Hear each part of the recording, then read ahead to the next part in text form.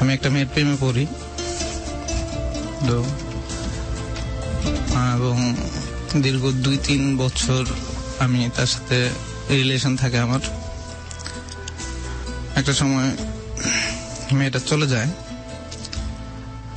হঠাৎ করেই, এবং তখন থেকে আমি আসলে সিদ্ধান্ত নিই যে আমি আর কখনো প্রেম করবো না। তো এবং বিয়ে করব সরাসরি, যখনই করি বিয়ে করব, আর কখনো প্রেম করব না। এর মাঝে অনেক কিছুই হয়েছে, অনেকেই জীবনে আসছে, কিন্তু আমি কাউকেই ভালোবাসিনি কখনো। প্রথম ভালোবাসার এই যে হঠাৎ করে চলে যাওয়া, একেবারেই হঠাৎ করে, কোনো দোষ ছিল কি আপনার তরফ থেকে আপনার মনে হয়, নাকি একেবারেই অন্য কোনো ভালো কিছু পাওয়ার নেশায় আপনাকে ছেড়ে যাওয়া? আসলে সেটাও আমি জানি না যে আসলে সে আমাকে কেন ছেড়ে গেছে। তো হয়তোবা ভালো কোনো কিছুর আশায় হয়তোবা। কিছু ঘা থাকে একদম দগদগে, যে ঘাটা মনে হচ্ছে যে তাজা হয়ে আছে, এই অনুভূতিটা কি এখন এইরকমই? না, আসলে এরকম না। আমি আসলে আবেগপ্রবণ একটু বেশি, ওটা কখনো মনে করি না বা ওইটাকে মনে রাখতে চাই না কখনো আমি। কিন্তু প্রথম প্রেম তো, এই জন্য হয়তোবা জিনিসটা আমার মনে থেকে গেছে অনেকদিন। তারপর আমি এগুলি ভুলে গেছি, ভুলে একদম স্ট্রিক্টলি আমি সিদ্ধান্ত নিয়েছি আমি কখনোই প্রেম করবো না, এবং কারোর সাথেই না। এবং প্রেম বলতে যেটা বোঝায় আর কি, যে কখনোই না। এবং ফাইনালি আমি আসলে বিয়ের জন্য রেডি হচ্ছিলাম, যে আমি যখনই কিছু করি আমি বিয়ে করব, এবং বিয়ে করে তারপরে প্রেম করব। তো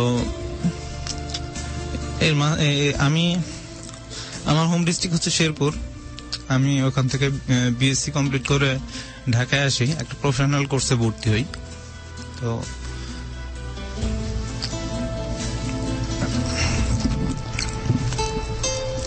একটা প্রফেশনাল কোর্সে ভর্তি হই। তারপর ওখান থেকেই আমার কোর্সটা কমপ্লিট হওয়ার পর আমি নিজেই বিয়ে করতে চাই, এবং আমার ফ্যামিলিকে জানাই যে আমি বিয়ে করব।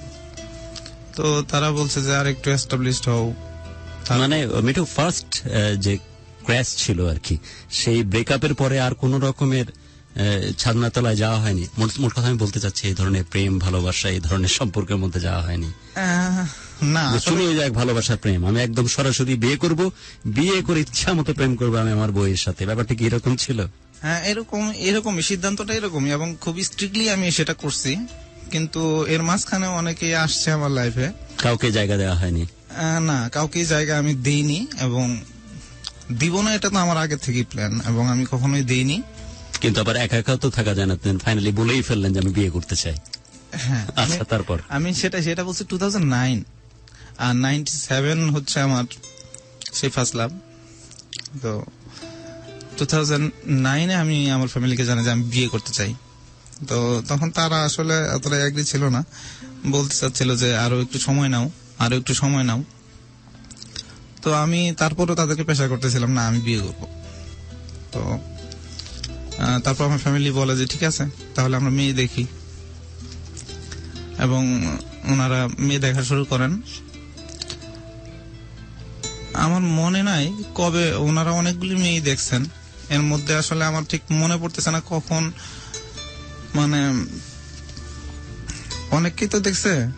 এর মাঝখানে আমাকে একবার জানানো হলো একটা মেয়ে দেখছি আমরা, মেয়েটা আসলে ইন্টারমিডিয়েট পাস করছে।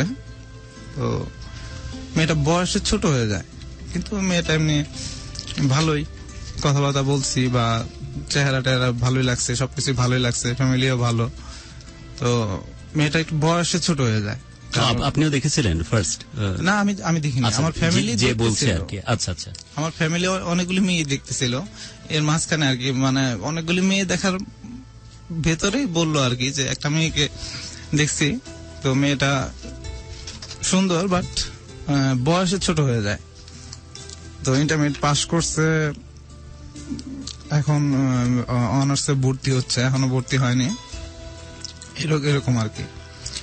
তো এর মাঝখানে ওনারা আরো ট্রাই করতেছিলেন, তো শেষ পর্যন্ত ট্রাই করে আসলে অন্য কোথাও আর পাইনি। অন্য কোথাও আর মিলেনি। সেই রকম আর পাইনি, না সেরকম আর যে মিলেনি। প্যাকেজের কথা বলা হয়েছিল এইরকম প্যাকেজ আর পাওয়া যায়নি। হ্যাঁ, আচ্ছা, তারপর? তো ওনারা বললেন যে ঠিক আছে তাহলে এখন আমরা তো দেখছি ফ্যামিলিও পছন্দ হয়েছে, মেয়েও পছন্দ হয়েছে, তো বয়সের ছোট, তো ঠিক আছে তারপরেও তুমি দেখো, মেয়েটাকে দেখো পছন্দ হয় কিনা। তো আমার ফ্যামিলির একটা জিনিস ছিল যে আমি যেটাকে হ্যাঁ বলবো সেটা তারা হ্যাঁ করবে, এবং যেটাকে না বলবো সেটা না। আমার ফ্যামিলির বলাটাই ছিল এরকম যে ঠিক আছে তুমি যদি বলো তাহলে হবে। তো আমরা একটা ডেট ঠিক করা হলো, সেটা মার্চ 2010। তো আমি দেখতে গেলাম, আমি আমার দুলাভাই, তো দুজন মিলেই গেলাম। যাওয়ার পর দেখা করলাম সিজন পয়েন্টে দেখা করলাম, এবং দেখে আসলে আমার পছন্দ হয়নি। বলেন কি? পছন্দ হয়নি আসলে। কি পছন্দ হয়নি? বয়সটা আসলে তখন আমি ওকে বুঝতে পারতেছিলাম না, কারণ ওকে যথেষ্ট একটু মানে ম্যাচিউর দেখাচ্ছিল। তারপরে ও কলেজ থেকে আসছে, সরাসরি কলেজ থেকে এসেই ও রোদে ঘেমে এসেছে, সেই কারণে আপনার দেখে হয়তো পছন্দ হয়নি। না আসলে এখানে আসছি সত্য কথা বলার জন্য। হ্যাঁ, প্লিজ বলেন। তো আসলে ওর সবই পছন্দ হয়েছে, বাট ওর পাটা পছন্দ হয়নি আমার। রে ভাই, পা কেমনে দেখে? অব্দ পর্যন্ত চোখ গেছে কেমনে আপনার? এই অবস্থা। কি একটা লাল সালু না কোথায় একটা উপন্যাস ছিল না, ছোটবেলায় পড়ে হ্যাঁ, এসেছি, আমরা পড়েছিলাম। মজিদের পা দেখা বা সামথিং এরকম কিছু, হোয়াটএভার। তারপর? তো পাটা পছন্দ না, আমি আমার এক ফ্রেন্ডকে ফোন দিলাম। তো ওই ফ্রেন্ড অনেকটা এক্সাইটেড ছিল আমার বিয়েটা নিয়ে, যে আসলে ওর বিয়েটা কবে হয়, অনেকদিন থেকে বিয়ে করতে যাচ্ছে। তো ওকে ফোন দিলাম, ওর নাম হচ্ছে আলমগীর। তো আলমগীরের সবই তো ঠিক আছে, কিন্তু পা পছন্দ হয়নি। তো ওকে যখন বললাম যে তো এই তো অবস্থা, পাটা তো পছন্দ হলো না, কারণ আমি তো পা অনেক সুন্দর পছন্দ করি। তো ও আমাকে একটা ধমক দিল, যা বেটা সবকিছু পছন্দ হইলো আর পা পছন্দ নেই, সব ঠিক হয়ে যাবে। তো এর মাঝখানে একটু আমি আসলে মিসিং করে গেছি। 12 ফেব্রুয়ারি ফার্স্টে বিয়ের জন্য রাজি ছিলাম না। আমাকে আসলে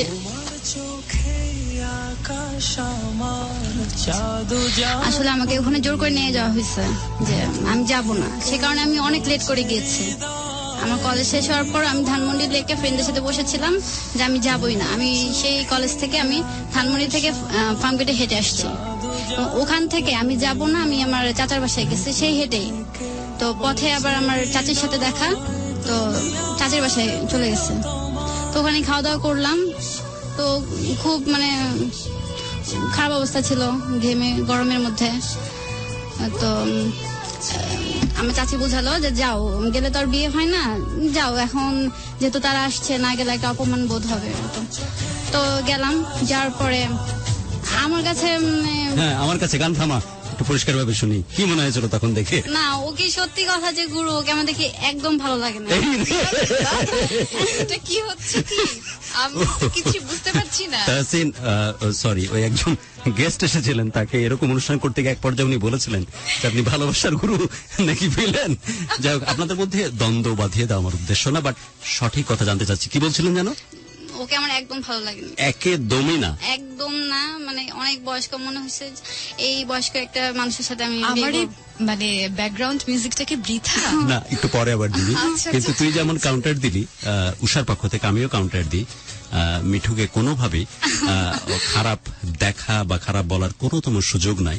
বাংলাদেশের যেমন আমরা লুক দেখি, সেই লুকের চিন্তা করলে যে অবশ্যই একটা মেয়েকে অ্যাট্রাক্ট করবার মতো সেই ধরনের বাহ্যিক সৌন্দর্য মিঠুর আছে, যেটা আমি ছেলে হিসেবে দেখে বুঝতে পারছি। এর মধ্যে দোস্তানাটাই কোন রকমের ফিলিংস নাই। আমি একদম নিরপেক্ষ জায়গা থেকে বলার চেষ্টা করছি। হ্যাঁ, তারপর থেকে উষা, তো আমার ভালো লাগে না, আমি ওর দিকে একটু তাকাই নেই, মানে আমি আয়নার দিকে মানে লক্ষ্য রাখতেছি। আয়নার দিকে নিজেকে দেখা নিয়ে না ব্যস্ত? না, পাশে একটা গ্লাস আছে, তো এমন ভাবে বসছে গ্লাসে ওকে দেখা ও যাচ্ছে। আচ্ছা, ওইখানে দেখে নিচ্ছে। হ্যাঁ, ওইখানে দেখছি, মানে ওর দিকে তাকাচ্ছি না, এইভাবে মানে একটু বাঁকা করে ওই আয়নার দিকে তাকিয়ে দেখছি। তো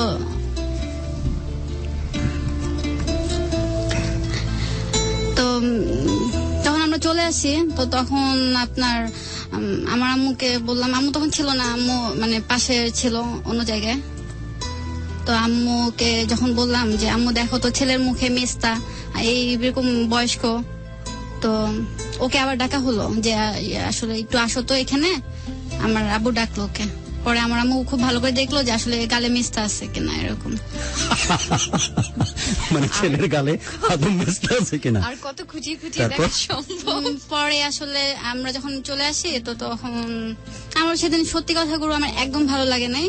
তো ও আমার আবার ফোন নাম্বারটা নিল, ফোন নাম্বারটা নিয়ে পরে আমরা বাসায় চলে আসি। তো রাতে আমাকে ফোন দিল, যখন রাতে ফোন দিল, ও এর আগে যা গুরু হয়েছে আমি আননোন নাম্বারে, তো ওর সাথে ও যে ইয়ে করলো, এর আগে 2বার কথা হয়েছে বললো, সেটা আপনিই ছিলেন?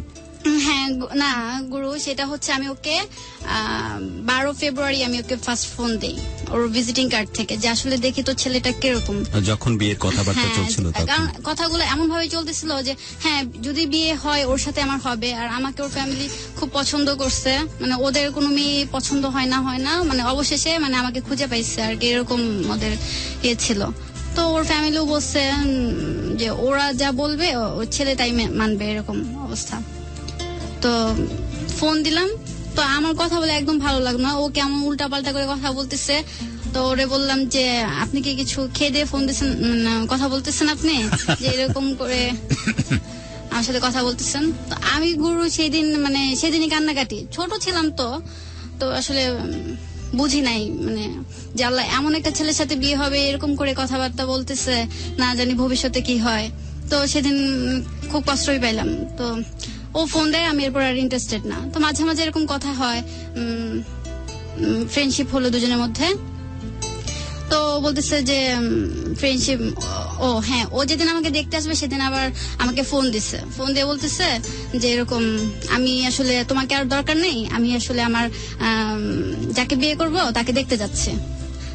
তো দেখতে আসলো, ও তো জানে না যে আমি সেই মেয়ে। তো রাতে যখন ফোন দিল তখন মানে আমার ভয়েস শুনে ওর কথা মতো যে ও একদম লাফালাফি করা শুরু করছে, যে এইগুলো আমি কি করলাম, যে এত কথা বলে দিছি ওকে। কি অবস্থা তখন, আমরা মিঠুর কাছে একটু শুনবো। আর একটি কথা এর মাঝে এসেছিল, সেটি হচ্ছে যে কথা শুনে পছন্দ হয়নি, দেখে তো পছন্দ হয়নি। আমাদের কি দোষ বলো?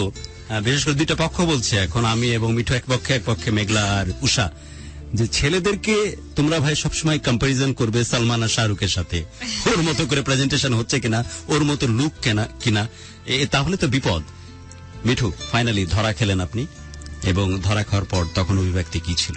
কারণ এর আগে তো আপনি কথা বলেছেন, আপনি জানেনও না যে উষাই হচ্ছে সেই মেয়ে, পরে যখন জানলেন তখন কি অবস্থা? হ্যাঁ, ওই তো বলতেছিলাম যে 12 ফেব্রুয়ারি মানে আমার মোবাইলে ফোন আসে এবং আমি তাকে ডিনাই করি, কথা বলতে চাই না। তো তারপরও এইভাবে যে হঠাৎ করে ফ্রেন্ডশিপ, যে ঠিক আছে ফ্রেন্ডশিপ হোক আমাদের মধ্যে, অন্য কোনো কিছু না। তো ওর নামটা বলি, ওখানে নামটা বলছিল নিশি, যে আমার নাম নিশি, বাড়ি কোথায়? নোয়াখালী। তাহলে তো আর হচ্ছেই না।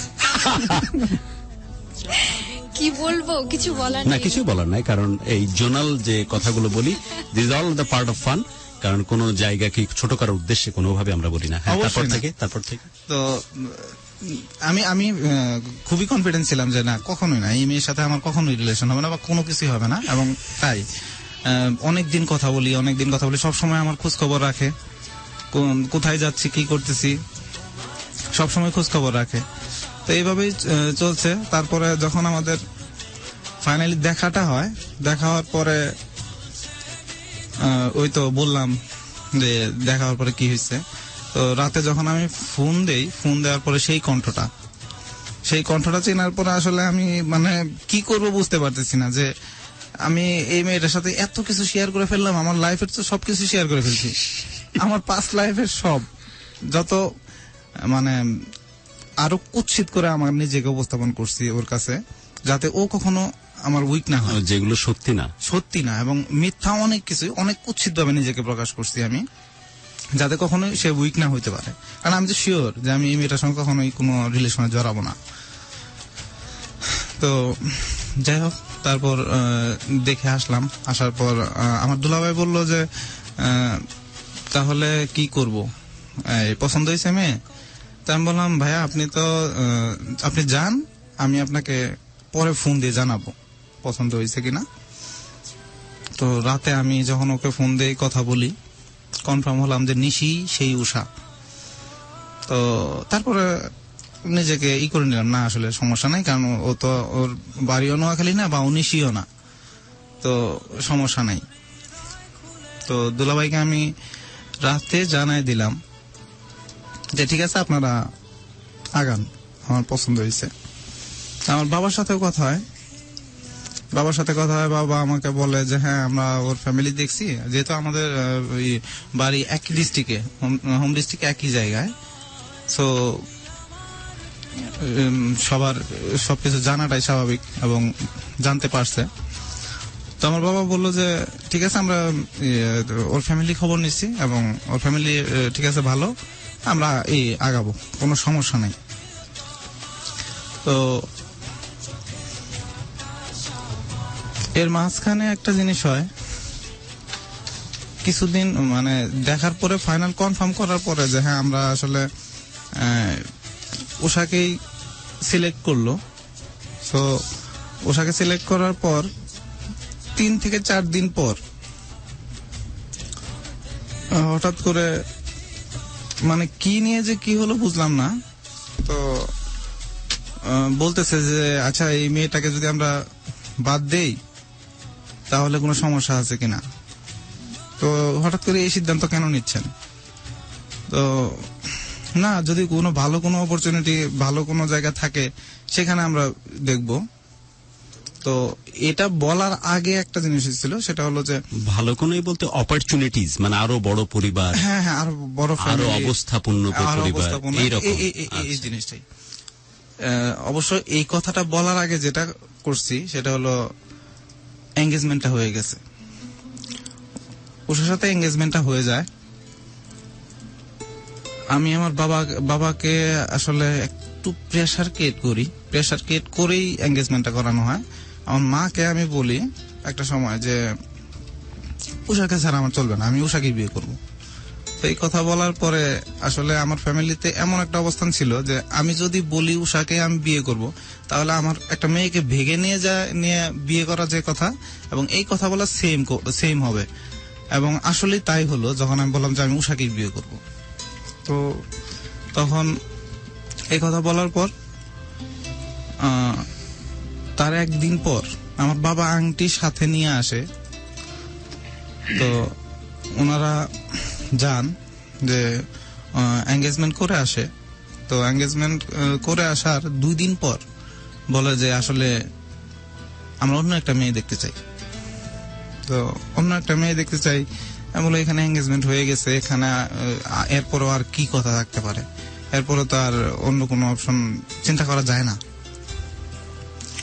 তো না, তারপরেও না, হবে না, এখানে সমস্যা আছে, অনেক ধরনের সমস্যা। কি সমস্যা সেটা বলে না, সমস্যা হবে না এখানে, আমিও ছাড়বো না, এখানেই হইতে হবে।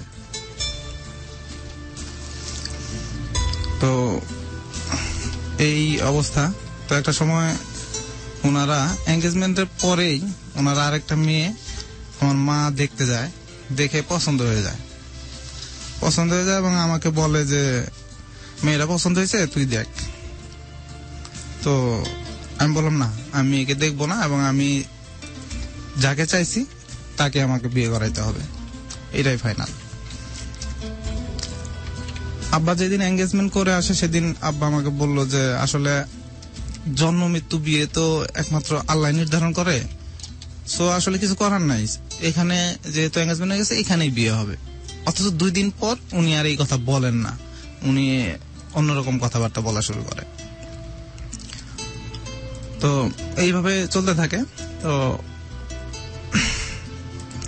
আমাদের দেখার পর দিন উষাকে আমি ফোন দিই। আমার অফিস ছিল কারণ বাজার। তো ও তো সিটি কলেজে ও অনার্স বিবিএ তে ভর্তি হয়। তো যখন ফিরে আমি তখন ওকে ফোন দিলাম, আমি জানতাম না যে ও ফিরতেছে, হঠাৎ করে ফোন দিয়েছি 12টার দিকে। তো তখন উষা বলে যে আমি তো ফার্মগেট। তো আমি বললাম আমি তো কারণ বাজার, তো দেখা করবেন নাকি? হ্যাঁ ঠিক আছে, সমস্যা নেই, আসেন। কোথায়? বসুন্ধরা সিটিতে আসেন। আচ্ছা ঠিক আছে। তারপর গেলাম বসুন্ধরা সিটিতে। তো আগের দিন যা দেখলাম, আজকে আরেকটু ব্যতিক্রম, চোখগুলি আরো ছোট ছোট। চোখ ছোট উষা, কাম অন। মেঘলা কিছু বল। আমি আসলে স্পিচলেস, কি বলছিল মিঠু ভাই, মানে আমি বললাম এমন ডাগর ডাগর চোখে কেন কাজল দিলে, এত সুন্দর চোখ, আচ্ছা তারপর মাশাআল্লাহ। তারপর চোখগুলি ছোট ছোট। আর নাকি খুব ছোট করে দেখে দেয়? না। কথা বলার সময় আমি কিন্তু দেখছি যে মিঠুর চোখ ছোট হয়ে যায়। এই দেখি তো, না না না, ওর না, মিঠুর চোখ ছোট হয়ে যায়, এজন্য সবকিছুকে ছোট ছোট দেখে, এরকম কিছু নাকি? হ্যাঁ তারপর? ওকে। তো তারপর আসলে ফার্স্ট টাইম আমাদের এইভাবে দেখা হচ্ছে, কথা হচ্ছে। আমি আসলে একটু কিছুটা নার্ভাস ছিলাম। আপনি নার্ভাস ছিলেন, কিন্তু যে এক্সাইটেড ভুগছিল তার কাছে যায়। উষা কেমন লাগছিল তখন? গুরু আমার কাছে কোনো নার্ভাসনেস কাজ করছে। সে তো বোঝাই যাচ্ছে। ব্রাভো গার্ল, তারপর? ব্রাভো। ওকে আসতে বললাম, ও আসলো। আমি সেদিন মাথায় ভর্তি তেল দিয়ে, মেবি সেদিন শনিবার ছিল এরকম, তো তেল দিয়ে মাথায় গেছে। আর কাজল দিইনি সেরকম, মানে কাজল দিছি খুব হালকা করে কাজল দিছি আপনার। এর আগে ও আমাকে দেখা করতে বলছে যে তুমি কি দেখা করবা। আমি বললাম যে না, আমার তো আসলে চোখ ছোট, তো আমি আপনার সাথে দেখা করবো না, আমার কাজল দুটা হারাই গেছে, এ কারণে দেখা করবো না। তো এরপর মানে তো ওই নেক্সট শনিবারে আমরা দেখা করলাম। তো ওরে দেখলাম মানে আরো বৃদ্ধ দেখাচ্ছে। এই কি, দে হ্যাড টোটালি এনকাউন্টার একজন আরেকজনের। আচ্ছা তারপর? সাদা একটা শার্ট পরা, হাফ হাতা, আমার পছন্দ হয় নাই সত্যি কথা। মানে সেদিনের থেকে একটু ভালো লাগলো, কিন্তু তারপর আমার মনের মতো না। আচ্ছা, মানে মনে তো সালমান শাহরুখ থাকলে কেমনে হবে? হ্যাঁ তারপর? তবে মানে গত দিনের থেকেও একটু একটু ভালো বেটার, লাগলো। মানে ইমপ্রুভ করেছে আর হ্যাঁ, কি। একটু ইমপ্রুভ আচ্ছা করেছে আর কি। তো এই কথাবার্তা বলে চলে আসলাম। এটা কিন্তু আমাদের ফ্যামিলি কেউ জানতো না যে আমরা এরকম বসুন্ধরা সিটিতে দেখা করছি। তো আমারে বলে যে এখন কি বলবো আমার ফ্যামিলি। তো আমি বলতেছি যে বুঝতে পারতেছি না কি বলবো। তো আমার আব্বু বলতেছে যে ঠিক আছে, ছেলেটাকে তো আরো দেখার বিষয় আছে, তো ছেলেটাকে একদিন বাসায় আসতে বলি। আমার বলে যে তুই বল বাসায় আসার জন্য। তো আমি ওরে বললাম বাসায় আসার জন্য। ওদিন আবার ওর MBA এর পরীক্ষা ছিল, তো ও আসলো বাসায় সকালবেলা, চলে গেছে আবার মানে 12টার দিকে পরীক্ষা। ফাইনালি কি দুজনের বিয়ের সম্মতি হলো দুই পরিবার থেকে? সম্মতিটা আসলে অনেক সময় লাগছে। আচ্ছা, দেন ফাইনালি ওরা রাজি হলেন, দুই পরিবারই রাজি হলেন, তাই তো? আর দুই একটু- না, রাজি হয়নি, আমার বাবা রাজি হয়নি। এই অবস্থাতেই বিয়ের পিড়িতে বসলেন কি আপনারা, না কি হলো? গুরু আসলে যেটা মানে আমরা কিছুই জানতাম না, মানে ওটা ওদের মানে ওদের ব্যক্তিগত একটা ব্যাপার। ফ্যামিলিগত ব্যাপার। কি আমরা কি চলছে ওখানে সেটা সম্বন্ধে আপনারা না, তেমন আমরা কিছু জানতেন না। জানতাম না। মিঠু, ফাইনালি কি বিয়ের পিড়িতে বসাটা হলো? বাবার অমত ছিল, সেই অমত থাকা অবস্থাতেই সিদ্ধান্তটা হলো যে বিয়ে হবে, তাই কি? না, বিয়েটা আমি করব। আপনি করবেন, সে কারণে ফাইনালি বিয়ের ব্যবস্থা। ফাইনালি বিয়ে কি অনুষ্ঠান একদম এইভাবে? হ্যাঁ, অনুষ্ঠান করেই হয়েছে। যাক, এট লিস্ট আপনারা বিবাহ বন্ধনে আবদ্ধ হলেন। কারো পা মনের মতো না দেখতে, কারো চোখ ছোট ছোট, কাজল দেয়নি বলে। কাজল দিলে ছোট ছোট মনে হতো না, কিন্তু আস্তে আস্তে করে দুইজনের মধ্যেও কিন্তু ভালো লাগা তৈরি হয়েছিল, এবং দুইজন নিজেদের অজান্তে চাচ্ছিলেন যে বিয়েটা। এটা আসলে কেমন একটা ফিলিংস আসলে বলতে পারবো না।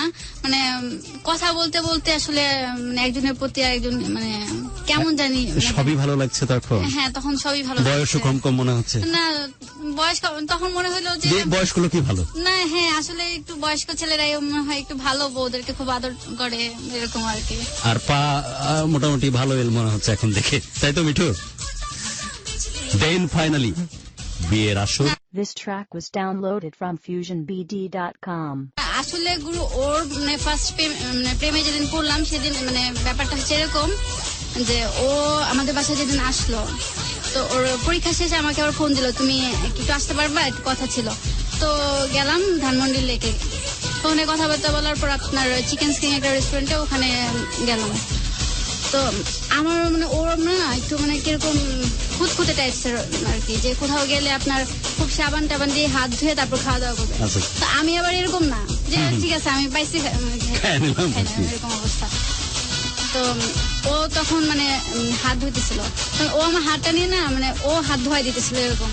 তখন প্রেমে পড়া প্রথম? হ্যাঁ, তখনই আসলে সত্যি কথা যে তখন মনে হয় না সিনেমাতে এরকম যে আসলে 5 মিনিটের জন্য হারায় যায়, গান হয়, তো এরকম আসলে 5 মিনিটের জন্য উধা হয়ে গেছিলাম। গান দেন এগুলা, বিয়ে চলছে এবং আমরা সরাসরি বিয়ের এখন টোটাল ফৌজ নিয়ে যারা এখন ভালোবাসা বাংলাদেশের সাথে আছে সবাইকে সাথে নিয়ে হাজির হবো ওদের বাসর ঘরে।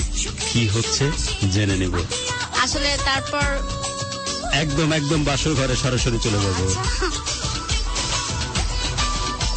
বাসর ঘরের বর্ণনা আমি শুরু করবো না? হ্যাঁ হ্যাঁ উষা।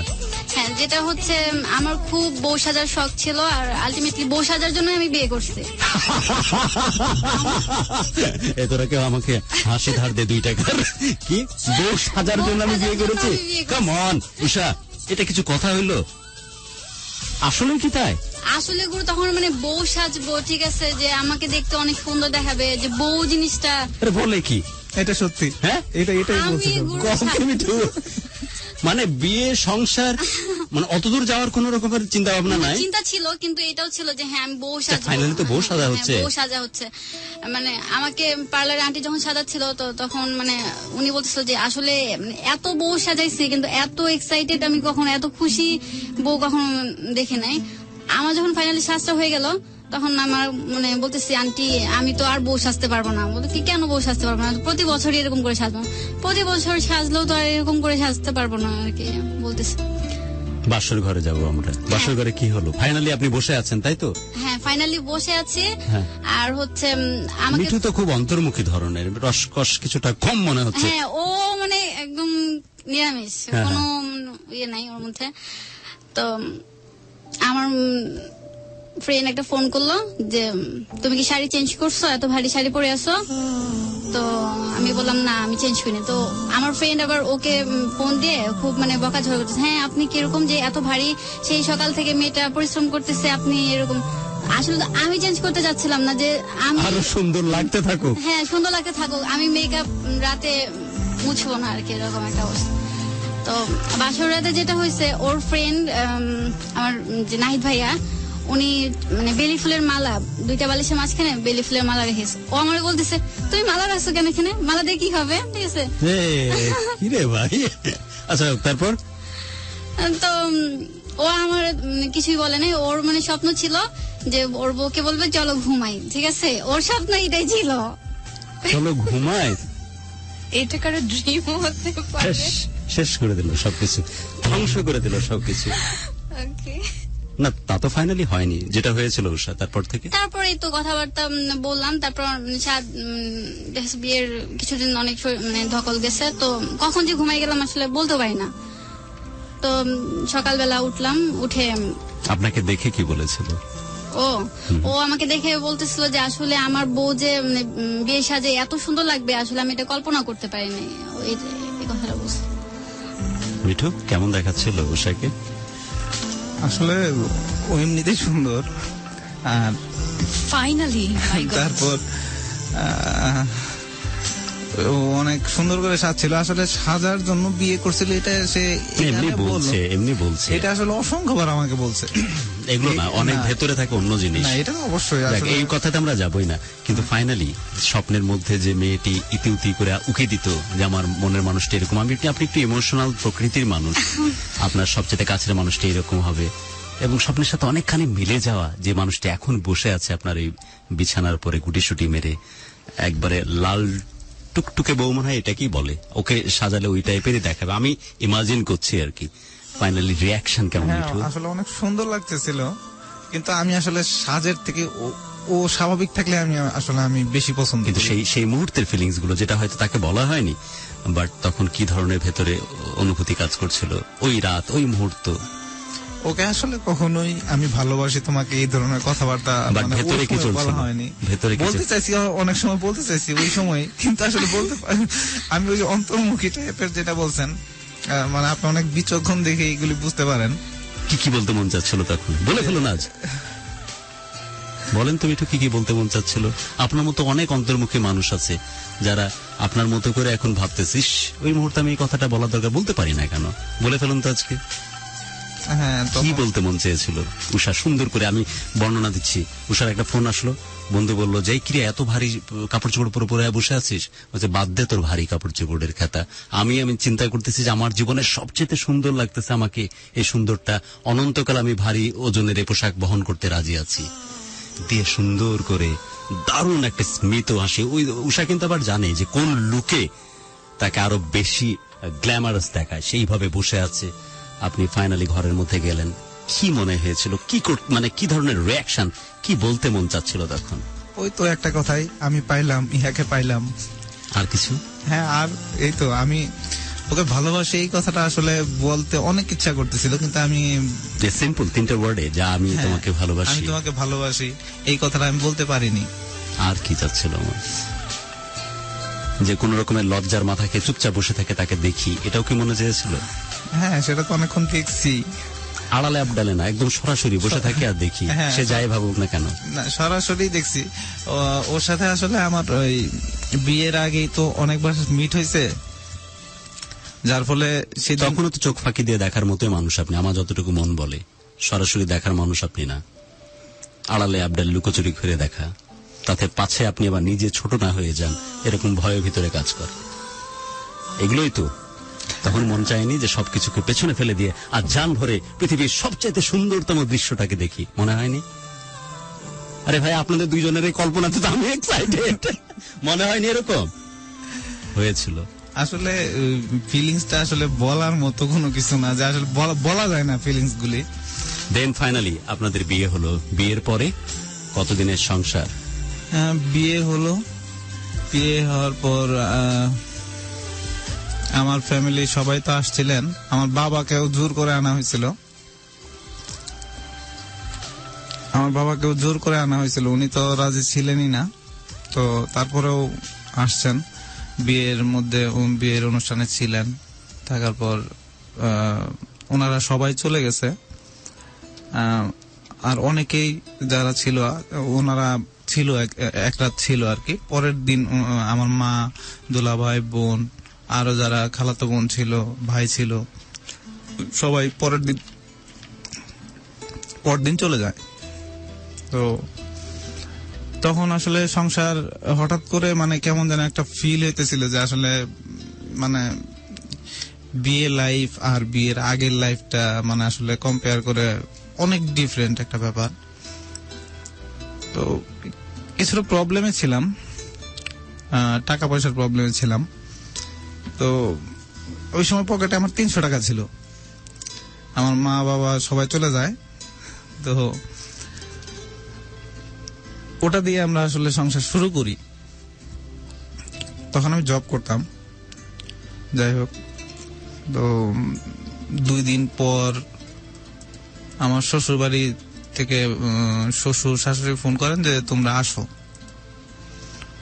তো গেলাম ওদের বাসায়, ওখানে ছিলাম 2 দিনের মতো ছিলাম। তারপর ফিরে আসি বাসায়। আমি মিরপুর ছিলাম, মিরপুর ছিলাম। তো ওইখানে এই শুরু করলাম আমরা সংসার যথারীতি। আমি অফিস করতেছি, ও কলেজ করতেছে, এইভাবে চলতেছে। তো ও একটু কথা বেশি বলে, আর ও সবসময় মানে এত কথা বলে। তাহলে তো আমি অন্যায় করছি এতক্ষণ ধরে চাপিয়ে রেখে। উষা, কেমন চলছিল এই যে সংসার জীবন? গুরু আসলে তো মানে অভিজ্ঞতা ছিল না, এই মানে ফার্স্ট অভিজ্ঞতা থাকবে না, এটাই স্বাভাবিক। তো আর আমার পাশে যে থাকে না যে তুমি এইভাবে করো ওভাবে করো, এরকম মানে কেউ না। তো আমি তো খুব কান্নাকাটি যে আমার আব্বু আম্মুকে ছেড়ে চলে আসছি। তো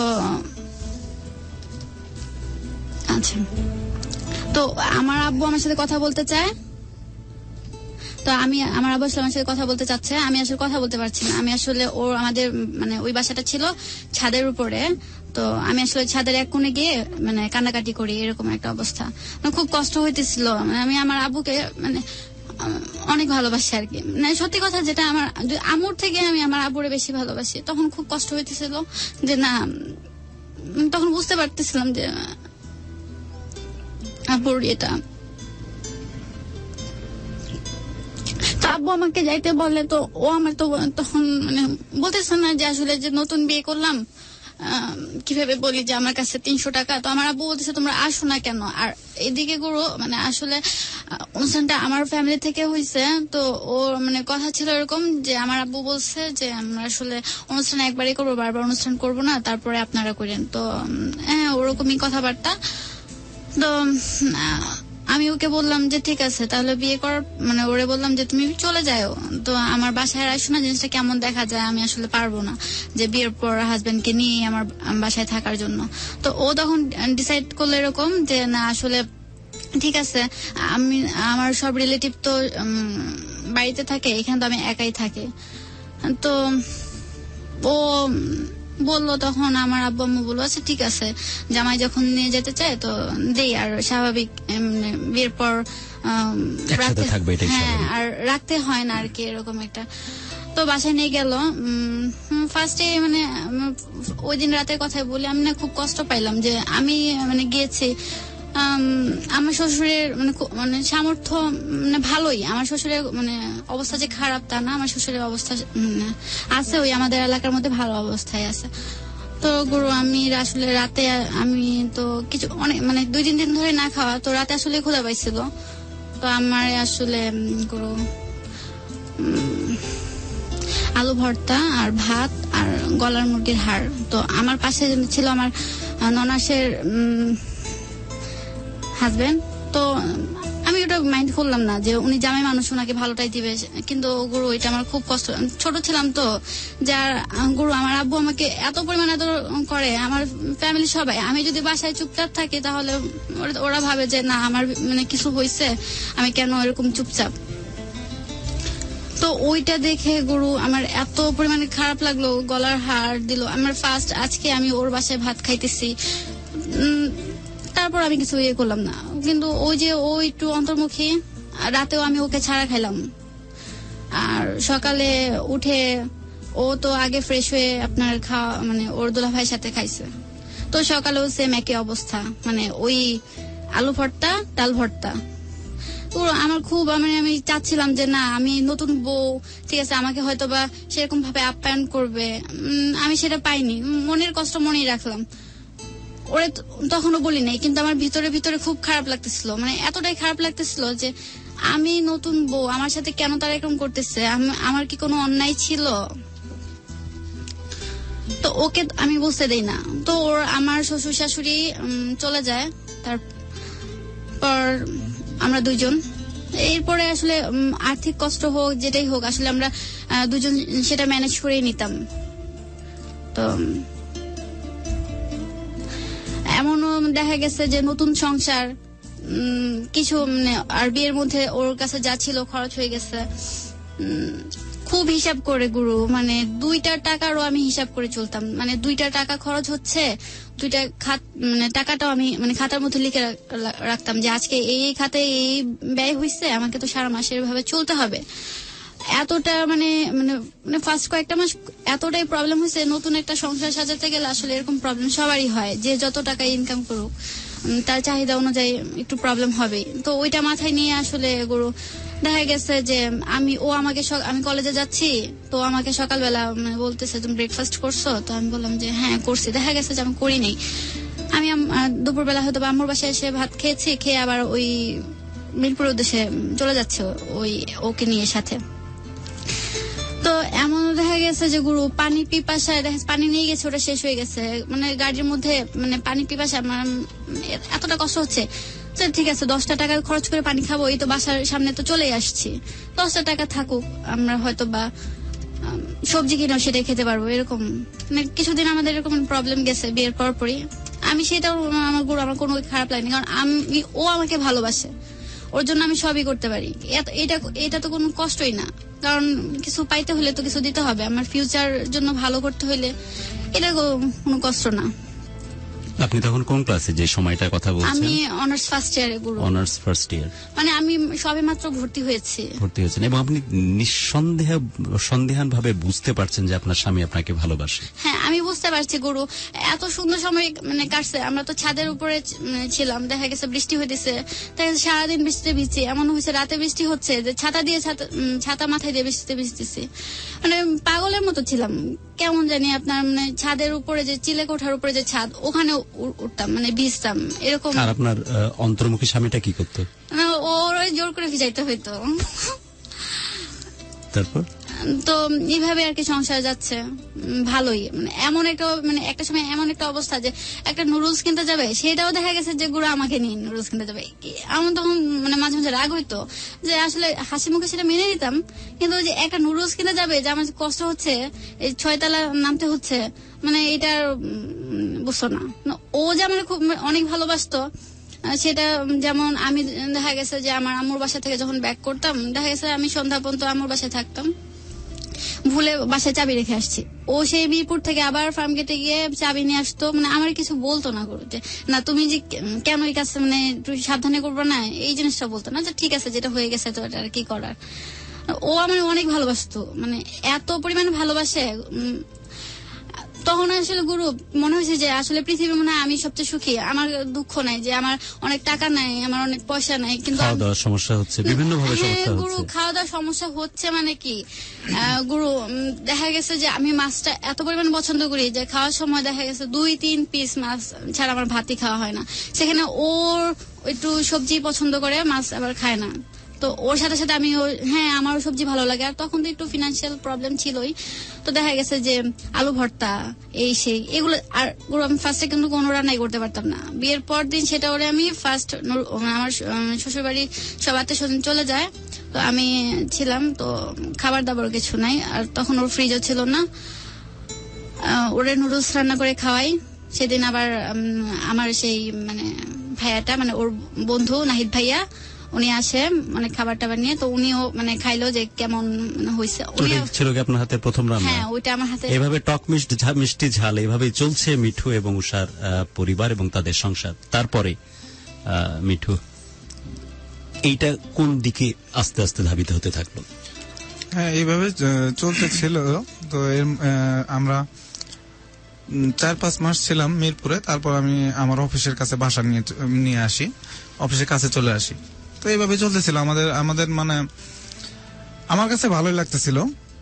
একটা জিনিস মানে একটু না বললেই নয়, তো বড় ভাই যিনি ওই নাহিদের কথা বারবার বলতেছে, তো নাহিদ আসলো বাসায়। আসার পরে কথাবার্তা বলার পরে ও বের হয়ে গেল। তো সে দেখে হাসছে। কি ব্যাপার, হাসতেছেন কেন?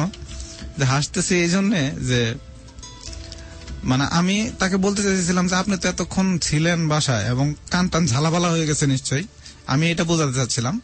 তো তখন বলে যে হ্যাঁ আসলে আমি হাসতেছি এই কারণে যে আমি তো 2 ঘন্টার জন্য আসছি, কান ঝালাপালা করে নেবো, তোমার তো সারা জীবন যাবে। এত কথা বলে সবসময় আমি অফিস থেকে বাসায় আসলাম, এই কথা চলছে কথা, মানে কখনো থামাথামি নাই, কথা শুধু কথা বলছে, একের পর এক টপিকস বের করতেছে, কথা বলছে।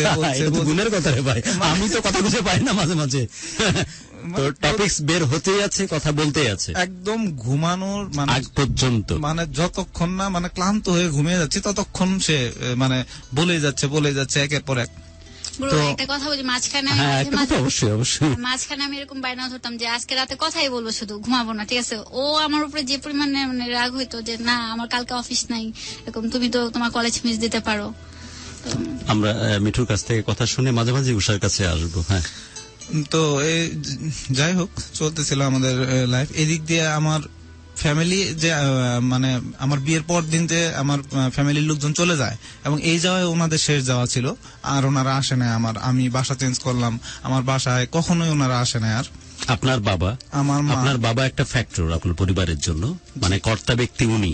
প্রথমে চেয়েছিলেন বিয়েটা এখানে হোক, পরবর্তীতে অন্য একটি জায়গাতে যেখানে আরো মানে বৈষয়িক অবস্থা তাদের আরো ভালো, প্রভাব প্রতিপত্তি অবস্থাপন্ন তার আরো বেশি, সেই কারণে সেইখানে আপনাকে বিয়ে দেওয়ার চিন্তা ভাবনা করেছিলেন, যদিও এঙ্গেজমেন্ট হয়ে গেছে।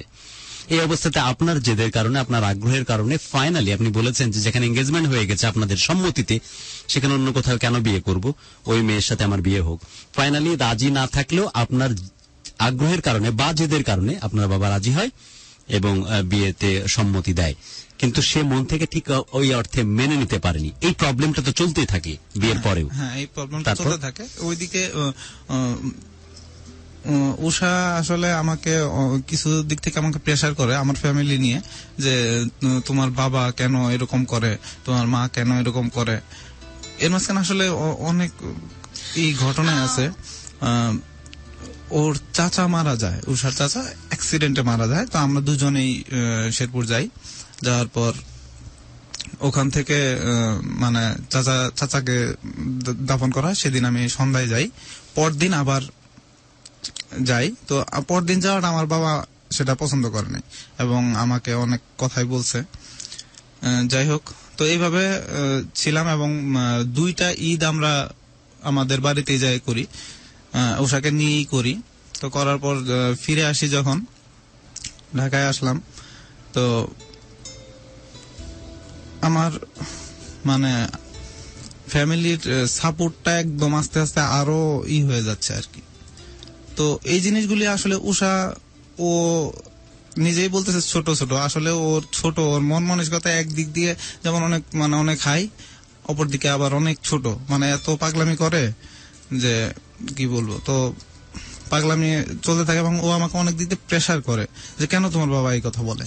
তো আমি বলি যে আসলে কি বলবো, আমি উল্টাপাল্টা ওকে বুঝাই যে আসলে এখন আমি তো বাবাকে কিছু বলতে পারবো না যে আব্বা কেন এটা করতেছেন বা কেন বলতেছেন, তো বলতে পারবো না। ওকে আমি বুঝাই, কিন্তু ও আসলে মানতে চায় না। যে ও চায় যে সবাই যাতে হাসি খুশি সবাই একসাথে মিলেমিশে থাকে, এই জিনিসটা বারবার চায়। তো এর থেকেই আস্তে আস্তে দিনে দিনে উষার ভিতরে একটা ক্ষোভ তৈরি হয় এবং ক্ষোভটা আসলে অনেক বড় ধরনের একটা ক্ষোভ তৈরি হয়। আপার দুলাভাই আমাদের বাড়িতে মানে আমার বাসায় আসে। তো আসলে সেদিন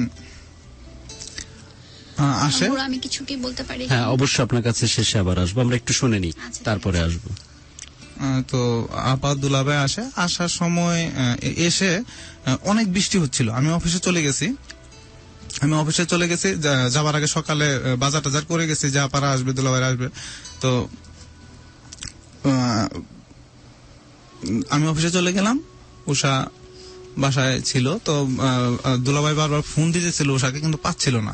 অনেক বৃষ্টি হচ্ছিল, তো হয়তো উষা টের পাচ্ছিল না। তো দুলাভাই আমাকে ফোন দিয়ে বললো যে কি ব্যাপার, গেটটা তো বন্ধ, আমরা তো বৃষ্টিতে ভিজে আসছি, গেটটা খুলতে বলো। তা আমি আবার উষাকে ফোন দিলাম, তখন উষা ফোনটা ধরলো। ধরার পরে বললো যে হ্যাঁ আপার আসছে, গেটটা খুলো। তো গেটটা খুলতে গেছে, তখন উষা জিজ্ঞেস করছে আপাকে যে কেমন আছেন আপা। তো আপা একটু আসলে ওর সাথে একটু মিসবিহেভ করে ফেলছে। তো বলতেছে দেখতেছো না কেমন আছি, বৃষ্টিতে ভিজে আসলাম। এইভাবে কথাটা বলার পর ও আসলে অনেক সেন্টিমেন্টাল এবং ও লেগে যায় কথাগুলি।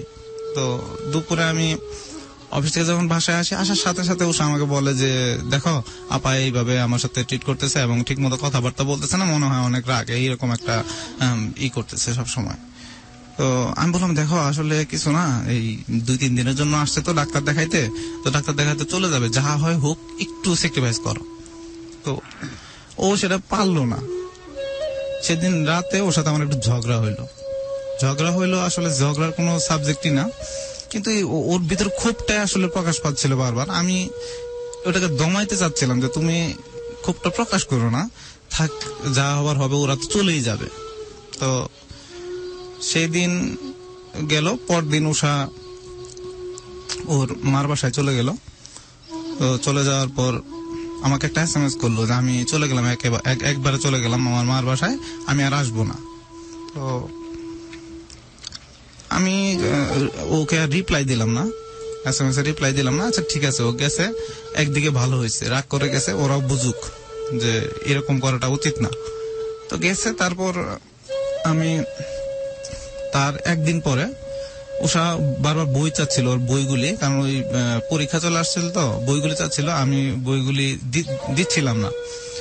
তো ও নিতে আসলো, নিজেই নিতে এসে দেখে যে আপার রিপোর্ট আনতে গেছি, আমি রিপোর্ট আনছি, কিন্তু ওর বইটা আমি দিয়ে আসতেছি না। এই রাগে ও বাসায় আসলে একটু সিনক্রেট করে। বই ডিলাডিলি করে, একটু মানে অনেক সিনক্রেট করে আর কি, সিনক্রেট করে। এবং ওইখান থেকে এরকম একটা পরিবেশ তৈরি হয়, আপাদুল্লাহের সামনে ঘটনাটা ঘটে। তো কি ধরনের সিনক্রেট? তোমার সময় হয় না আমার জন্য বই নিয়ে আসার, তুমি তো ঠিকই তোমার বোনের জন্য রিপোর্ট আনতে যাও মেডিকেল পর্যন্ত, এরকম বই ছুঁড়ে মারতেছে এরকম? হ্যাঁ, বইগুলি ছুঁড়ে মারতেছে এবং ওর আসবো আপনার কাছে ওর সাথে। যত ক্ষোভ ছিল সব বলা শুরু করছে বিয়ের পর থেকে। যেমন কি ধরনের কথাবার্তা? এই তো বাবা মেনে নেয় না, বাবা মা উল্টাপাল্টা কথাবার্তা বলে। তো বিয়ে দিল কেন? তো হ্যাঁ, ওর কথা হচ্ছে যে মানবে না যখন বিয়ে দিল মানবে না কেন? কেন, তাহলে বিয়ে দিল কেন, এই জিনিসগুলো ছিল। হুম। তো ওর অনেক প্রশ্ন ছিল, ওগুলির উত্তর আমি দিতে পারতেছিলাম না, কারণ আমার বাবাকে তো আমি মানে করতে পারতেছি না। ও যেটা চাচ্ছিল আমার বাবা তার জি, বাবা জি, একসাথে তারপর? বসে চা খাবে, তারপর? করবে, সেটা তো আর হচ্ছে না। তো এই জিনিসগুলি, তো সিনকেটটা আসলে একটু বেশি করে ফেলে, একটা সময় বলে ফেলে আমি তোমার সাথে সংসার করবো না, ওদের সামনে এটা বলে। তো এই কথা বলার পর দুলাভাই বলে যে দুলাভাই আমাকে ইশারা করে, বলে যে ঠিক আছে ও চলে যাক, ওকে ফিরে আয় না, ওদিন ও চলেই আসবে।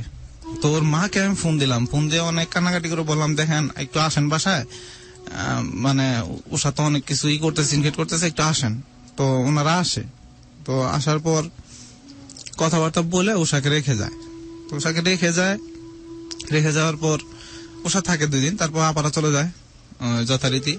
উষা বাসায় থাকে এবং দুলাভাই বাড়িতে গিয়ে আব্বা এবং আম্মার কানে এইসব কথাবার্তা বলে, এবং তাদেরকে আমি বলি এইসব কথাবার্তা বলবেন না প্লিজ। না বলার পরেও ওনারা যায় বললো, এবং ঠিক 1 দিন পর আব্বা আমাকে ফোন দিয়েই কথা বললো যে তুই কি চাস, তুই যদি উষাকে চাস তাহলে আমরা তোর সাথে নাই, আর যদি উষাকে না চাস তাহলে আমরা তোর সাথে আছি। তো আমি তখন একটু টেকনিক্যালি মানে আসলে আব্বাকে বোঝানোর জন্য বললাম যে আসলে আব্বা আমি আপনাদেরই চাই। আপনি বললেন যে আপনি আপনার বাবাকে চান, বলতেই পারেন বাবা আপনার, কিন্তু তাকে চাওয়ার মানে তো একে ছেড়ে দেওয়া। আসলে আমি ওইটা বুঝাইতে চাই নাই। কি করলেন তারপরে?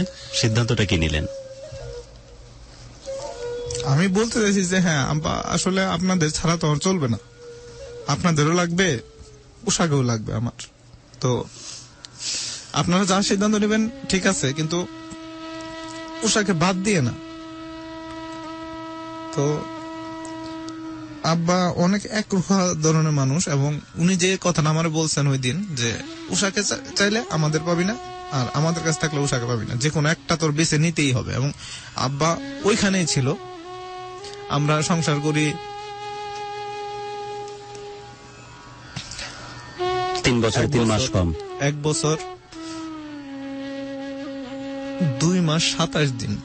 ও আলাদা সংসার, যেটা একসাথে সংসার করি, যেটা আমরা জি জি 1 বছর 2 মাস 27 দিন আমরা সংসার করি একসাথে। এবং তারপর ওষা ওর বাবার বাসায় চলে যায়।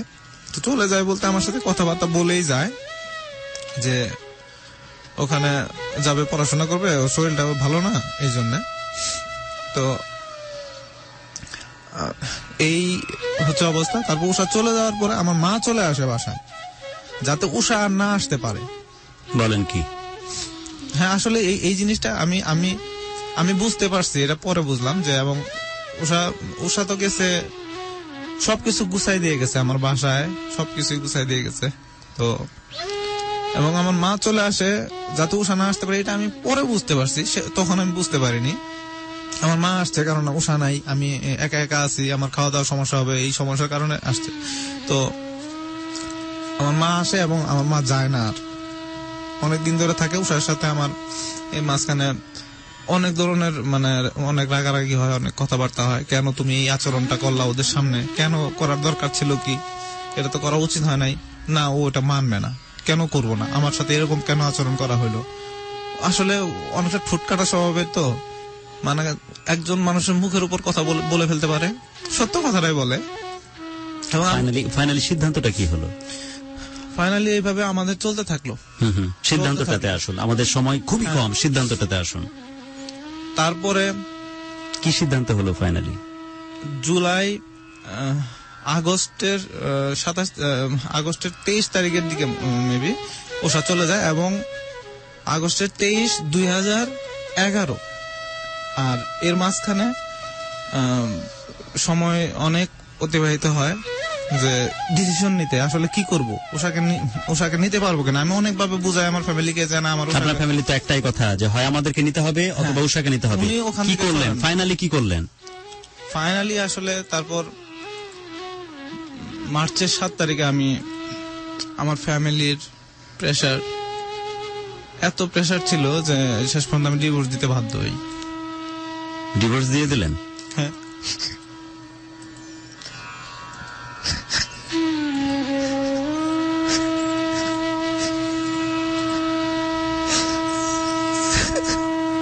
সে কলমে আমি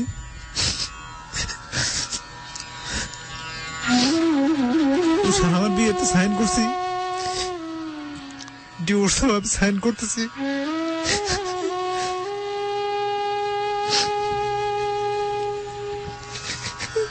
আমি পারিনি, অনেক চেষ্টা করছি আমার বাবাকে বোঝাইতে যে সবকিছুর বিনিময়ে আবার উষাকে দেন। তার এক কথা, হবে না তো হবে না। শেষ পর্যন্ত আমি ওকে ডিভোর্স দিই।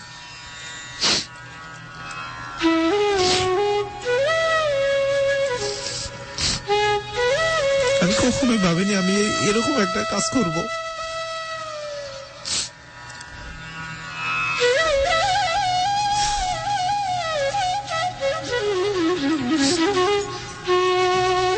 সন্তানের ক্ষেত্রে কি বেশি পছন্দ করেন, ছেলে না মেয়ে?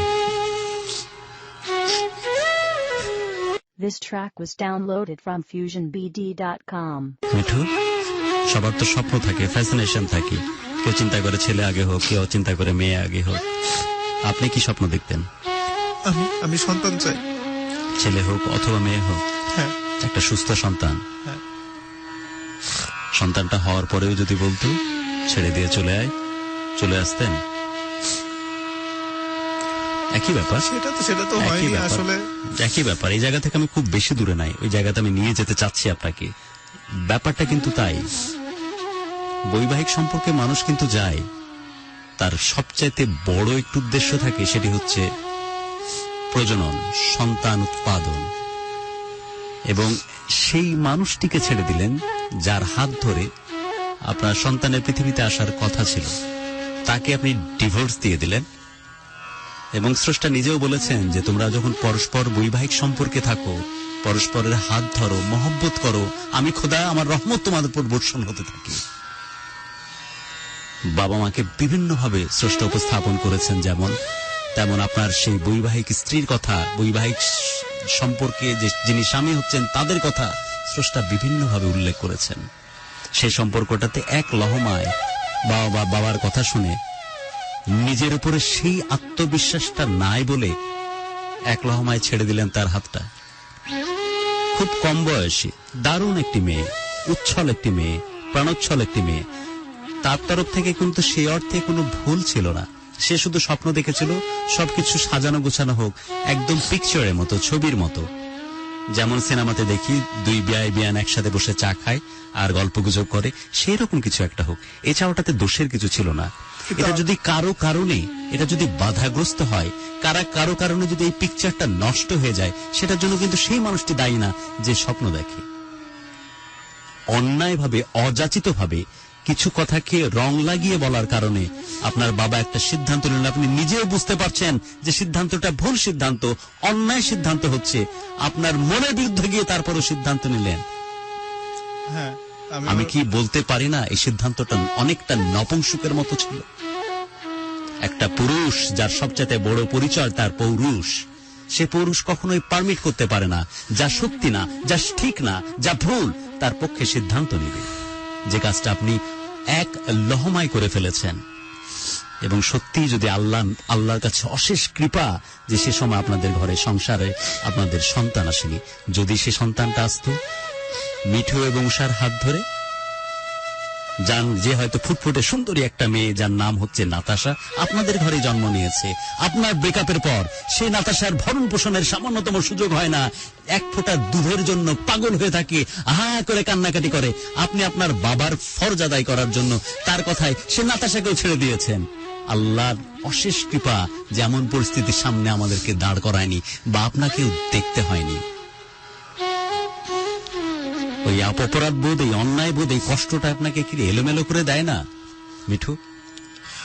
হ্যাঁ, ডিভোর্সের পর তো এলোমেলো কি, আমার লাইফই তো সব শেষ। কতখানি শেষ আপনার মুখ থেকে আমি শুনতে চাই, একদম ডিটেলসে খুলে বলুন। আমার তো মনে হয় যে সিদ্ধান্ত নেওয়ার পরে যে আত্মগ্লানি এবং যে দগ্ধতা আপনার মধ্যে থাকা উচিত, একটা মসজিদ বা মন্দিরের ইট হয়ে সারা জীবন কান্নাকাটি করলেও সে অপরাধ বোধ থেকে আপনি মুক্তি পাবেন বলে আমার মনে হয় না। কি ধরনের অপরাধ বোধে ভুগেন, কি ধরনের কষ্ট আপনাকে খাবলে খাবলে খায়, একটু শুনি আপনার কাছ থেকে। বলুন, একদম খুলে বলুন, ওই রকম ভাবে বলুন। আমরা দুইজনকে আজকে উপস্থিত করেছি এই বিষয়গুলোকে জানবার জন্য। বন্ধুরা, আমরা হয়তো এতক্ষণ খুব হাসি মজা করছিলাম এই দুইজনকে সাথে নিয়ে, কিন্তু এদের বর্তমান পরিচয় কিন্তু এটাই যে এরা ডিভোর্স। দুইজনের কাছাকাছি একদম বসে আছে দুইটি চেয়ারে, বাট এদের মধ্যে বিস্তর বিস্তর ব্যবধান, এদের মধ্যে যোজন যোজন মাইলের ফারাক। এবং এটির সিদ্ধান্তটা কি হওয়া উচিত বন্ধু, সিদ্ধান্তটা তারাই নেবে, বাট আমরা কি ভাবছি এটার ক্ষেত্রে কি হওয়া উচিত, আপনারা কি ভাবছেন সেটি আমাদেরকে জানান। সবগুলো নিয়ে আজকের এই বিষয়টা ওদের মাধ্যমেই আমরা সমাধানে যাওয়ার চেষ্টা করব। মিঠু বলুন, ওকে ছাড়ার পর থেকে বর্তমান পরিস্থিতি কি? যখন আমি ডিভোর্স দেওয়ার পর আমি আসলে এমন অবস্থায় যে খুব মানে আমি বুঝতে পারছিলাম, করার পরে আমি টের পাচ্ছিলাম আমি কত বড় একটা কাজ করছি এবং কত খারাপ একটা কাজ করছি। এটা আমি আসলে করার আগে টের পাইনি, করার পর বুঝতে পারতেছিলাম। আর ওই সময় সবসময় আমার মানে ওই বড় ভাই যিনি নাহিদ, সেই আমাকে সঙ্গ দিয়েছে সবসময় আমার সাথেই ছিল ওই সময়টা। তো আমি আসলে একটা ইম্যাচিউরড কথা বলে ফেলি, যেটা হচ্ছে যে আমি ডিভোর্স দেওয়ার সময় একটা জিনিস ভাবছিলাম যে আমি অবশ্যই আবার উষার কাছে ফিরে যাব, সেটা হবে হয়তো 3 বছর পর। তো এটা ভাবার মতো কোনো কারণ ছিল না, কারণ আমি যথেষ্ট ম্যাচিউর ছিলাম, যথেষ্ট ম্যাচিউর। কিন্তু আমি এরকম একটা সিদ্ধান্ত নিই যে না, আমি 3 বছর পর উষার কাছে যাব। কিভাবে যাব? আমি আমার ফ্যামিলিকে বুঝাই দিব যে না, আমার শেষ পর্যন্ত উষাকে এনে দিতে হবে, এটা আমি করব। আমি আপনার ব্যক্তিগত কষ্ট, ওই পেইন, ওই দুঃখের কথাগুলো জানতে চাচ্ছি। বলছি গুরু। তো তারপর এই সিদ্ধান্ত নেওয়ার পরে তখন একটা কথা হলো, বড় ভাই আমাকে বললো যে আচ্ছা তুমি যে এরকম চিন্তা ভাবনা করতেছো, কিন্তু আসলে তো একটা শরীয়তের কথা আসবে বা আদার্স আরো কিছু কথা আছে, এই জিনিসগুলিকে তুমি কিভাবে অ্যাভয়েড করবা? 3 বছর পরে যদি তুমি যাইতে চাও তাহলে কি করব?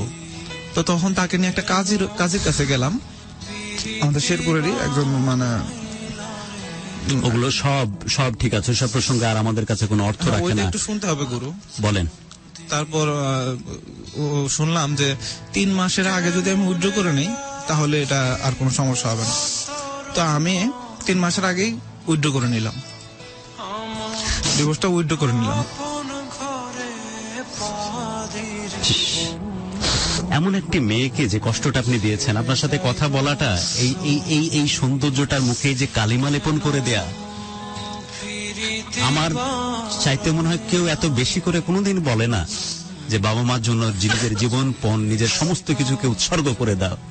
কিন্তু তার মানে এই না, যদি অন্যায় কিছু হয়, ভুল কিছু হয়, সেটাও আমার তার পক্ষে যেতে হবে। এটা অবশ্যই অন্যায়, কারণ বাবা মার কোনো সিদ্ধান্তকে শিরোধার্য করতে গিয়ে যার উপর দিয়ে আমি তরবারি চালিয়ে দিচ্ছি, সে তো আমারই আরেক সত্তা, আমার কলিজারই আরেকটা অংশ। মিঠু, আপনার প্রিয়তমা স্ত্রী, আপনার জান, যার ছেলে মানুষই সবসময় আপনাকে অতিষ্ঠ করে রাখতো, কিন্তু আপনি সবচাইতে ভালো করে জানেন যে তার অনুপস্থিতিতে সেই কষ্টটা কত বেশি মারাত্মক ছিল। চিলেকোঠায় চমৎকার সুন্দর দেখতে, একেবারে বাবলি টাইপ, সেই মেয়েটি যখন চিলেকোঠার পানির মধ্যে ভিজত, আপনার চোখে দেখা এর চাইতে সুন্দরতম দৃশ্য আছে কি কখনো? মিঠু, এর চাইতে চমৎকার দৃশ্য আপনি কখনো দেখেছেন? বহুকাল আপনার কপালে, আপনার ভাগ্যে জুটে নেয় দৃশ্য দেখতে পাওয়া। এইরকম একটা প্রাণোচ্ছল মেয়ে, এরকম একটা সুন্দরতম মেয়ে যে আপনার প্রাণের অংশ, সে বৃষ্টির মধ্যে ভিজতেছে আপনার চোখের সামনে, এইভাবে উচ্ছল ভাবে ভিজতেছে এবং ভাবতেছে এই কারণে যে আমাকে সামলে নেওয়ার তো মানুষটা আমার সাথেই আছে, আমার মিঠু, আমার প্রিয়তম স্বামী। ভাবিনি যে আমার উত্তরাধিকারী আমাকে হারায় ফেলবে, এই কারণে এটা নিয়ে আমি কখনো ভাবিনি যে আমাকে সম্পত্তি দিবে না বা এই ধরনের, এইটা নিয়ে আমি কখনো চিন্তা বা করছিলাম না। তার অনুপস্থিতিতে আপনি নিজেকে দাঁড় করাতে পারবেন না, এরকম একটা ভীতি ছিল? না, এই ভীতিটা আমার ছিল না। শুধুই কি বাবার প্রতি সম্মান বোধ থেকে এটা শুধু করেছেন? বাবার প্রতি সম্মান না, আমার বাবা মা, আমার ফ্যামিলির যে অবস্থা, আমার ওকে না ছাড়লে মানে এমন একটা পরিস্থিতি যে না, শেষ পর্যন্ত আমি আমার নিজের জীবন ধ্বংস করে দিব, এই একটা সিদ্ধান্তের উপর আসছে যে হ্যাঁ আসলে আমার জীবন তো শেষ, কারণ আমার মা বাবার কথা শুনে আমার জীবনটা কেটে ফেলতে হবে। ঠিক আমি তাই করলাম, আমার নিজের জীবন ধ্বংস করার জন্য আমি এই কাজ করছি, কিন্তু আমি উত্তরাধিকার হারানোর জন্য যে এটা করছি এটা না। আমি ওই ভয় আমার ছিল না,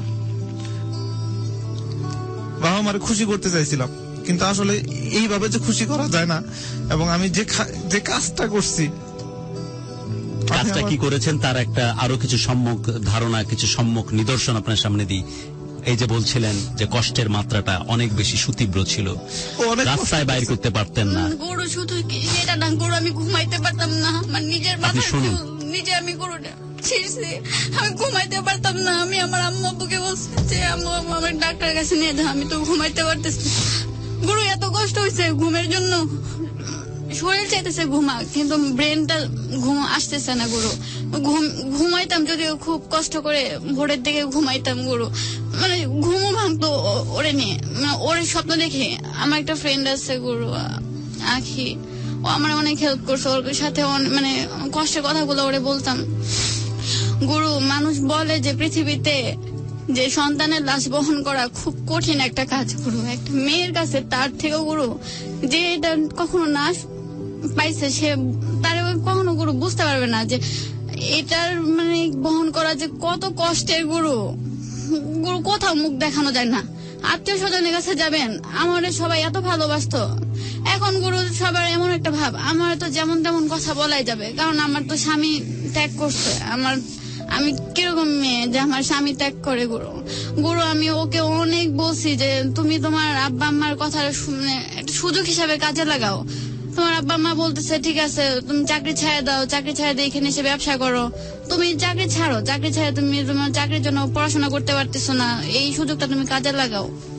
ও সেটা মানে আমার কথাটা কিভাবে নিচ্ছে গরু, আমার খুব কষ্ট হইতো। মানে আমি আমার পড়াশোনার জন্য মানে ওই যে তখন আমার বাসায় আসছিলাম, ওরা ছাড়া থাকতে পারি না গরু। আমি ওর যায় রাতে মানে জড়ায় ধরে কান্নাকাটি করতেছি, ওর দুলাভাই তখন ফোন দিয়ে বলতেছে যে ও তখন দুলাভাইয়ের সাথে এরকম কথোপকথন যে ওর দুলাভাই বলতেছে উষা কেন আসছে।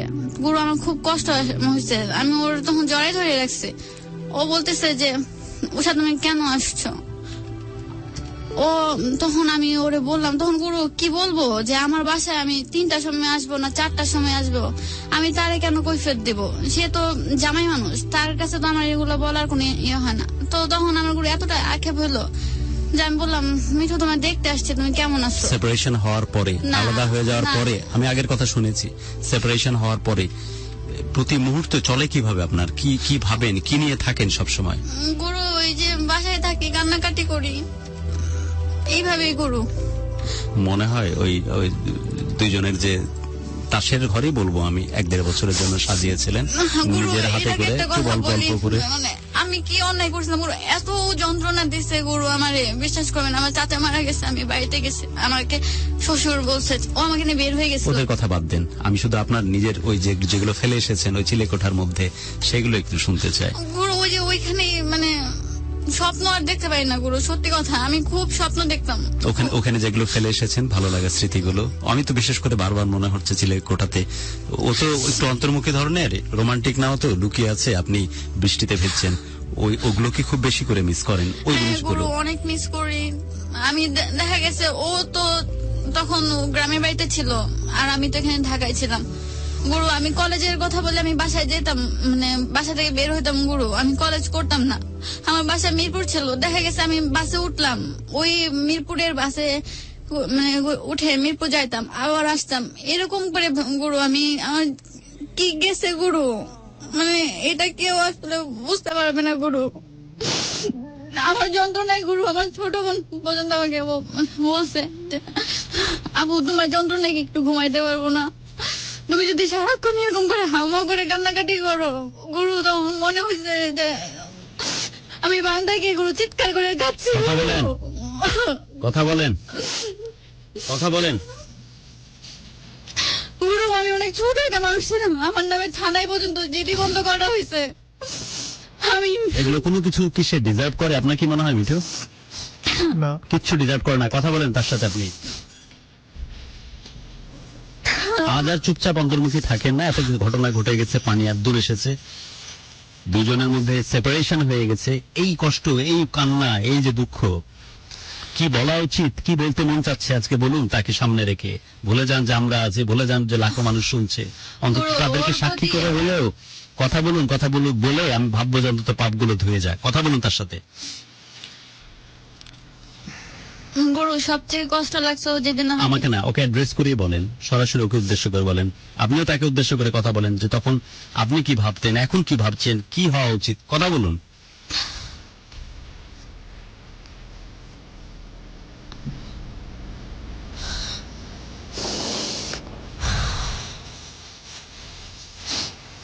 ওকে কি বলবো, ওকে যে কষ্ট দিছি আমি, আসলে আমি কোনো কষ্টই করি নাই এক সেন্সে। যা কষ্ট করার ও করছে, আমি অনেক কিছু ও না, নাম ধরে বলেন, কিভাবে ডাকেন তাকে সেভাবেই কথা বলেন। যা বলা উচিত ছিল, যা বলতে চান সবকিছু বলেন, এবং সে তার কথা, মনের কথা খুলে বলুক। তার ভালোবাসা মানুষটাকে কি জানাতে চায়, কি বলতে চায়, একটু শুনি। বলুন আপনারা পরস্পরের সাথে।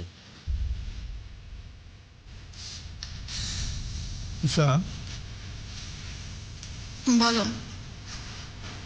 আমি তো অনেক কষ্ট দিয়েছি, অনেক দুঃখ দিয়েছি,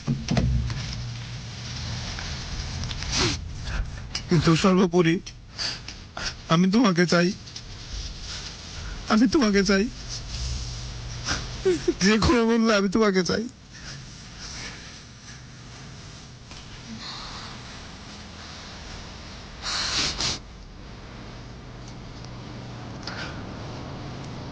তুমি বলো,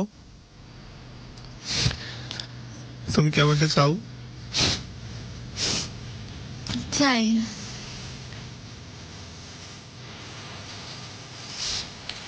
কিন্তু ফ্যামিলি তো এখনো, কোনো ফ্যামিলি তো ঠিক হচ্ছে না। আমি আমার ফ্যামিলিকে মানাইতে পারবো। তুমি চাকরি বাকরি করো, একটা চাকরি করো। আমি আমার ফ্যামিলিকে তো মানাইতে পারবো না, এবং পারি নাই, আর কখনোই পারবো না।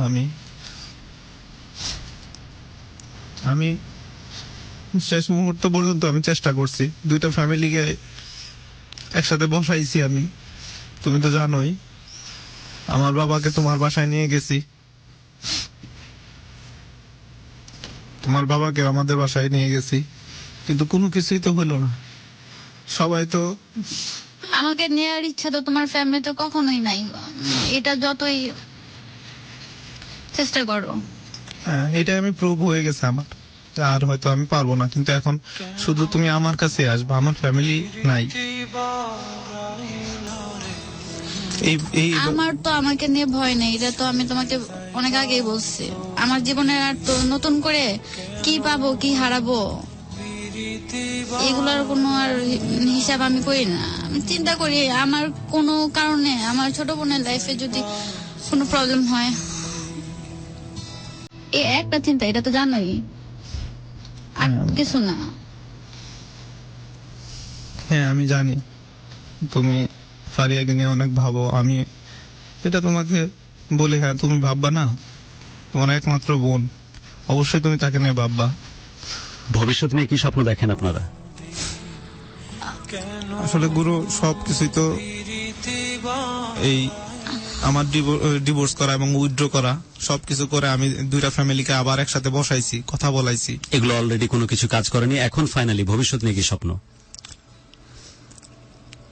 আসলে ভবিষ্যৎ নিয়ে স্বপ্ন হলো, আমি যে কোনো মূল্যে উষাকে চাইতেছি, উষাকে আমি আবার চাইতেছি, কারণ আমি হারাই ফেলছি। এখন কিভাবে পাবো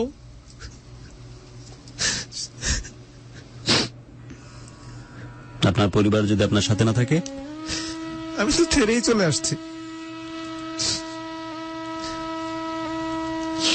আপনি উষাকে যদি চেয়ে থাকেন, উষা রাজি আছে কি? আমি আনুষ্ঠানিকভাবে একটু জানি তো। উষা রাজি আপনি ওর কাছে যেতে?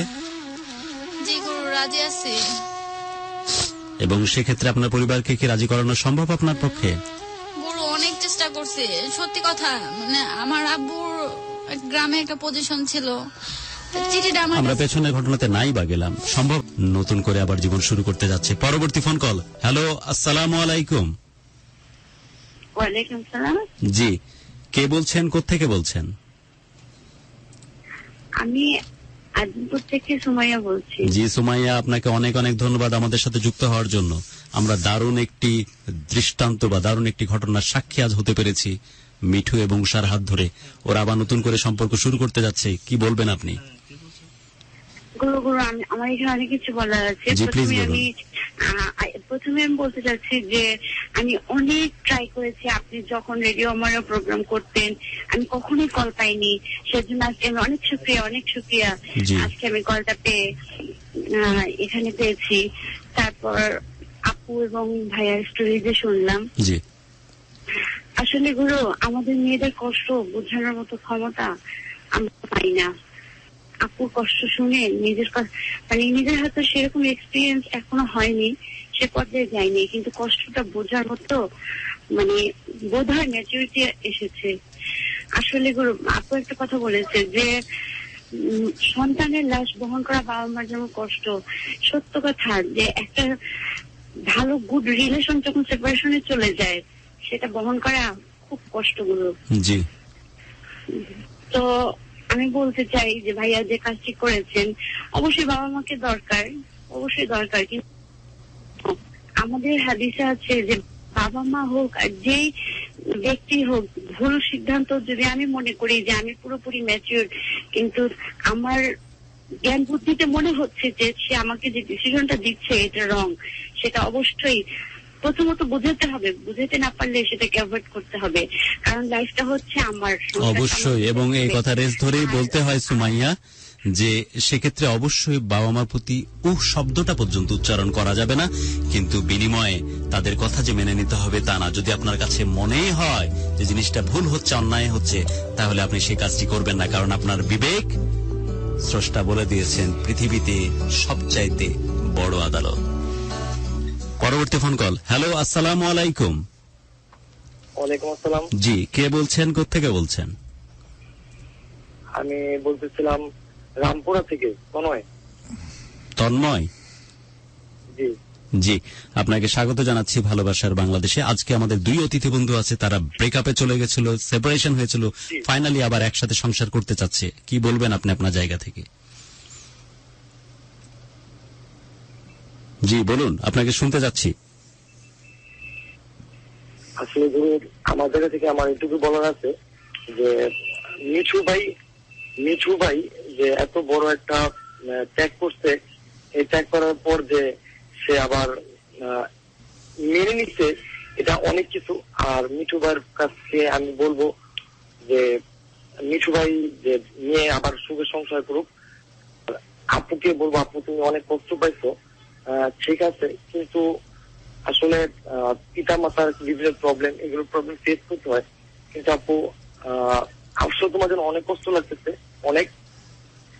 অনেক কষ্ট লাগতেছে, আমি কি আর বুঝতে পারতেছি না। কিন্তু মিঠু ভাই এরপর থেকে আপু যতটুকু কষ্ট পাইছে সে যেন জীবনে এই একটু বিন্দু পরিমাণ কষ্ট না পায়, তাহলে সবসময় অনেক অনেক অনেক ভালোবাসা রাখবে। দেখেন, কথাটা বলার সময় তন্ময় একটু আপনি লাইনে থাকবেন।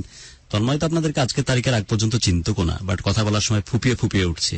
একটা মুহূর্তে দুর্বলতায় মানুষ যখন এইরকম মানসিকতা তৈরি করতে পারে, সেখানে আপনি তো তার স্বামী, আপনি তার সাথে জনম জনমের সম্পর্কের প্রতিজ্ঞাবদ্ধ হয়েছেন।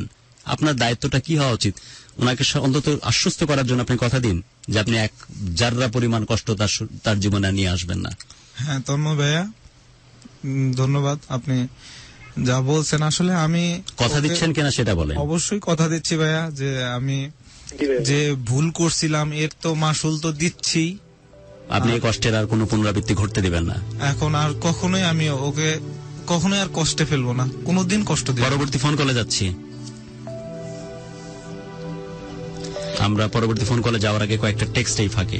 এক্স্যাক্টলি, অনেক বন্ধুই টেক্সট পাঠিয়েছেন। আছেন আমার সাথে একজন বন্ধু, কিন্তু উনি নামটা লেখেননি। লিখেছেন যে আমি চাই ওনারা আবার এক হোক। উষা আপু, মিঠু ভাই আসলেই দুজনকে অনেক ভালোবাসেন। আপনারা আবার একসাথে সংসার শুরু করুন। এবং মিঠু ভাইকে একটি ফোন কল। হ্যালো, আসসালামু আলাইকুম। আসসালামু আলাইকুম। ওয়ালাইকুম আসসালাম। জি। গুরু, কেমন আছেন? জি, ভালো আছি। কে বলছেন, কোত্থেকে বলছেন? আমি গাজীপুর থেকে বলছি, মোফাজ্জল। হে মোফাজ্জল, কেমন আছেন? ভালো আছেন না? হ্যাঁ, ভালো। গুরু, জি বলুন। আজকে যে মিঠু ভাইয়ের কথা, পরে যে সবার কথা যে শুনলাম, ঠিক আছে, জি জি। এদের জীবনে বহুত কষ্ট হয়ে গেছে। এদের জীবনে এই 3 বছরে অনেক দূরত্ব এদের মধ্যে একটা হয়ে গেছে, সৃষ্টি হয়ে গেছে। আমি দোয়া করি যাতে এরা দুজনে ভালোভাবে পরিবর্তিত সুখে সংসার করতে পারে, এবং ওদের বাবা মা এবং উভয় দুজনের ফ্যামিলিরা যাতে একই সাথে। আমিন আমিন। মোফাজ্জল ভাই, যে কথা আপনি বলেছেন এরপরে আর কথা চলে না। ভালো থাকবেন, সুখে থাকবেন আপনি।